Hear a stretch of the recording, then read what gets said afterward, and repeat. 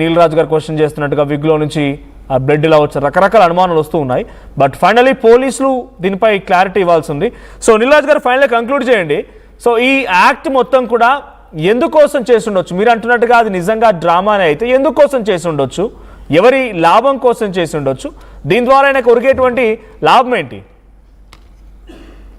అయితే ఇందాక మన నోవా గారు ఒక మాట అంటూ ఆయనకు మే 13 తారీఖు నాడు ఒకటి ఫేస్బుక్ లో పెట్టిండు, వాట్సాప్ లో కూడా పెట్టిండు. ఓన్లీ వాట్సాప్ కాల్ అని చెప్పేసి ఆయనకు బెదిరించి కాల్ చేస్తున్నారు, ఈ పాడేరుని వదిలిపెట్టి పోవాలని చెప్పేసి ఓ నెంబర్ పెట్టిండు. నిజానికి ఆ నెంబర్ కూడా ట్రూ కాలర్ లో చూస్తే అది అభినయ్ దర్శన్ ఫౌండేషన్ అని వస్తుంది. సో ఈ అభినయ్ దర్శన్ ఫౌండేషన్ అతని నెంబర్ ఇచ్చింది, కానీ ఎవరైతే ఎక్కడి నుండి కాల్ వచ్చింది అనేది ఈ రోజు వరకు ఇవ్వలేడు. ఆయనలో నీతి నిజాయితీ ఉంటే నేను నా సొంత ఖర్చులతో వస్తా, ఏ పోలీస్ స్టేషన్ కి రమ్మంటాడో, ఏపీలో డీజీపీ దగ్గరికి వెళ్దామా, ఎస్పీ దగ్గరకా? రాత్రి నేను ఎస్పీ గారికి, డీజీపీకి అందరికి మెయిల్స్ పెట్టాను దీని మీద లోతైన విచారణ జరిపించాలని. అక్కడ నెంబర్స్ ఇచ్చింది కూడా గమనించండి. మీరు 13వ తారీఖు నాడు మే నాడు ఇచ్చిన నెంబరు అభినయ్ దర్శన్ వెళ్ళిపోవాలని చెప్పేసి దుండంగుల నుంచి బెదిరింపు కాల్స్ అని చెప్పేసి పెట్టి వాట్సాప్ నెంబర్ పెట్టిండు. ఆ నెంబర్ కూడా 7981139513 అనే నెంబర్ ఉన్నది, కానీ ఆ దుండంగుడు ఎవరు ఫోన్ చేసిండు ఆ నెంబర్ ఇస్తలేదు. ఆ నెంబర్ కూడా ఆ వ్యక్తి కూడా స్క్రిప్ట్ పెట్టి రాసుకున్నదే వీళ్ళే. ఎందుకంటే ఇలాంటి డ్రామాలు నాకు తెలుసు, 100% చెప్తున్నాను. నేను చర్చికి వెళ్తానండి. నేను 29 సంవత్సరాల నుంచి చర్చికి వెళ్తున్నాను. నేను యేసుక్రీస్తుని నమ్ముకున్న వాడిని. సో నేను ఈయనని పాస్టర్ గా మాత్రము అంగీకరించను. ఇది కేవలం అమాయక క్రైస్తవుల్ని కొల్లగొట్టి డబ్బు సంపాదించడం కోసము ఆడుతున్న నాటకమే తప్ప ఇంకొకటి కాదు. మరి ఎందుకు వాళ్ళ మీద ఇంతవరకు కేసు పెట్టలేదండి? వీడియోలు తీసేది ఇక్కడ ఒకటి గమనించండి.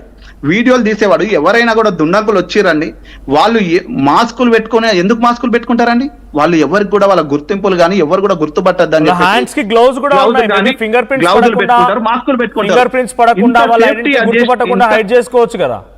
హైడ్ చేసుకున్న వీళ్ళు వీడియో తీస్తుంటుంటే కూడా అదొక ఎవిడెన్స్ అని చెప్పేసి ఫస్ట్ వీడియో తీసే వాళ్ళ ఫోన్లు లాక్కొని కానీ వాళ్ళ మీద దాడి చేస్తారు.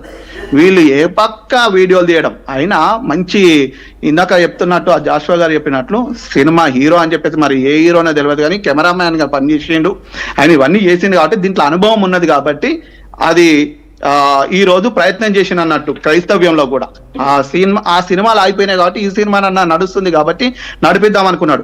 దీని మీద పోలీసు వాళ్ళు పూర్తి విచారణ చేస్తే మాత్రం ఎవరిని వీడియో తీసిన వాడిని పట్టుకోవాలి. నేను ఆర్టీవీ ముందుకు వచ్చేసి పడిపోయినట్టుగా యాక్షన్ చేసిన ఆ పిల్లోడు వచ్చి వెంటనే గంట తర్వాత మంచిగా అయిపోయి మాట్లాడుతున్నాడు. సో అసలు చనిపోయిండు, ఇక స్పృహ లేదు, చనిపోయిండు అన్నట్టులో ఉన్న హాస్పిటల్లో బెడ్ మీద ఉన్న పిల్లోడు వచ్చి మీడియా ముందు మాట్లాడితే నేను షాక్ అయిపోయినా. నేను ఆర్టీవీలో ఉంది ఆ వీడియో, 14 నిమిషాలు 1 సెకండ్ ఉంటది. దాంట్లో మాట్లాడుతుంటే మరి ఇది ఎట్లా పాసిబుల్ అయింది? అంత స్పృహ లేనోడు కోమాలకు వెళ్ళిపోయినా అని చెప్పిన వీళ్ళు ఆర్టీవీ ముందుకు వచ్చి చెప్తున్నట్టు ఇదంతా డ్రామా.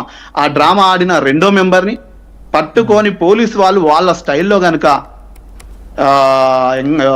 విచారిస్తే మాత్రం తప్పకుండా ఇది 2 రోజులలో బయటకు వస్తుంది. ఈ డ్రామా స్క్రిప్ట్ మొత్తం బయటకు వస్తుందండి. డ్రామా దయచేసి అమాయక క్రైస్తవులారా నమ్మకండి. అక్కడ అజయ్ బాబు అనే వ్యక్తి కూడా ఇలానే రెచ్చగొడుతున్నారు వీళ్ళిద్దరు. నువ్వు అటు రెచ్చగొట్టు, నేను ఇటు రెచ్చగొడతా. మతాలని మధ్యలో చిచ్చు పెడుతున్నారండి. ఎవరి మతం వాళ్ళది, ఎవరి ఇష్టం వాళ్ళది. కానీ ఎందుకు ఈ చిచ్చులు?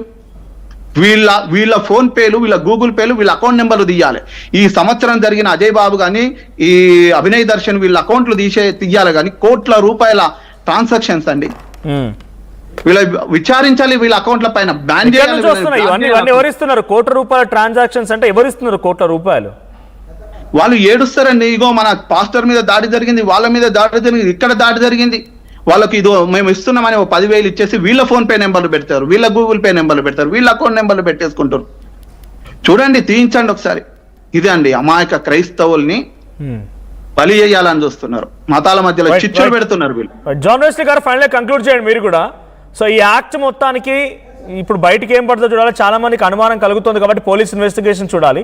ఇవన్నీ డబ్బుల కోసం చేసే పని అన్నట్టుగా నీల్ రాజు చెప్తున్నారు. సార్ ఇప్పుడు విషయం ఏంటంటే నీల్ రాజు గారు మంచిగానే మాట్లాడుతున్నారు అన్నీ. మనకి నిజంగా ఒకే ఒక పాయింట్ ఆయన చక్కగా మాట్లాడారు. ఒక పాయింట్ ఏంటంటే ఇది దాడి విషయంలో పూర్తి విచారణ జరగాలి.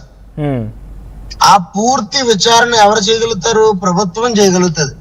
ఎందుకంటే ప్రభుత్వమే అన్ని వ్యవస్థలను శాసిస్తుంది కాబట్టి, అన్ని వ్యవస్థలు నడిపిస్తుంది కాబట్టి, అన్ని వ్యవస్థలను ఉపయోగించి ముఖ్యంగా ఈ దాడి విషయంలో ఏంటి అనేది ఒక నిజ నిర్ధారణ కమిటీ వేసి చక్కగా విచారణ జరిగించి వాస్తవాలను వెలికి తీయాలి. ఒకటి.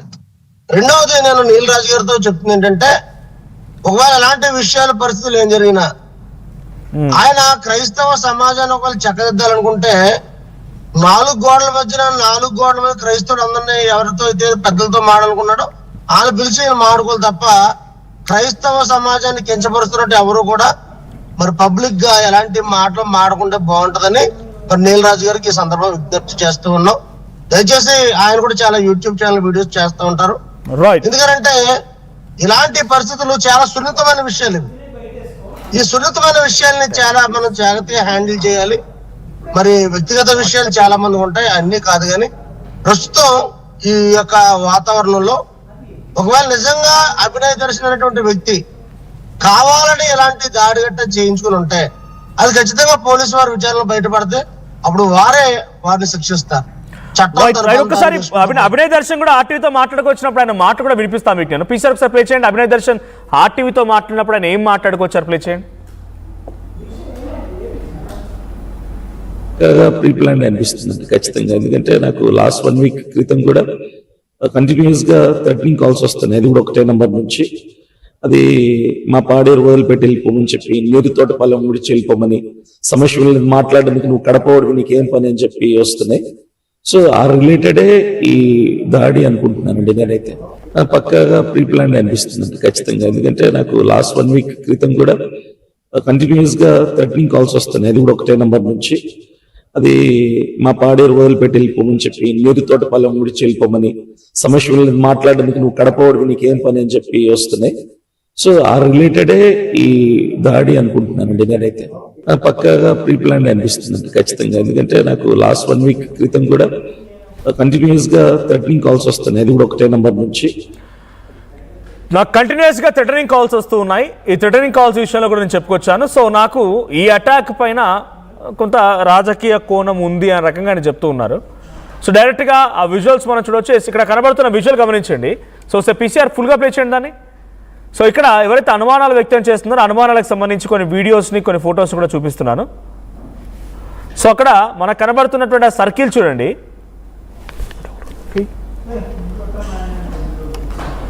సో ఆ విజువల్స్లో కనిపిస్తున్నటువంటి ఫుల్ ప్లే చేయండి పీసీఆర్. సో దాంట్లో ఆ రైట్ హ్యాండ్కి పట్టీ లేదు.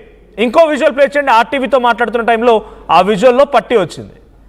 సో ముందు లేనటువంటి పట్టీ తర్వాత ఎలా వచ్చింది, ఇది చాలామంది అనుమానం వ్యక్తం చేస్తున్నారు. అక్కడ ఎగ్జాక్ట్ పొజిషన్ దగ్గర ఫస్ట్ ఎటువంటి గాయం లేదు. ఈ గాయం మళ్ళీ మీడియాతో మాట్లాడుతున్నప్పుడు అక్కడ పట్టీ వచ్చేసింది. సో ఇక్కడ ఏం గాయమైంది, ఎందుకు పట్టీ కట్టుకున్నారనేది చాలామంది అనుమానం వ్యక్తం చేస్తూ నెటిజన్స్ ఇప్పుడు ట్రోల్ చేస్తున్నారు, ఈ వీడియోస్ని హైలైట్ చేస్తున్నారు. సో నిజంగానే అక్కడ గాయమై ఉంటే ముందుగా ఎందుకు పట్టీ లేదు, ఆసుపత్రి బెడ్పై పడుకున్నప్పుడు ఎందుకు పట్టీ లేదు, ఆ తర్వాత అక్కడ పట్టీ ఎలా వచ్చింది, సో ఆ బ్యాండేజ్ ఎలా వచ్చింది అనేది చాలామంది అనుమానం వ్యక్తం చేస్తున్నారు. బట్ ఏదేం జరిగినా ఈ ఫుల్ మ్యాటర్కి సంబంధించి ఒక క్లారిటీ రావాలంటే ఇది డ్రామానా, ఫుల్ డ్రామానే జరిపిందా, అభినయ్ దర్శన్ డ్రామాలు చేసే ఈ వీడియోలు రికార్డ్ చేయించాడా, లేదంటే నిజంగానే జరిగిందనే విషయం అయితే పోలీస్ ఇన్వెస్టిగేషన్ తర్వాత బయటపడే అవకాశం ఉంది.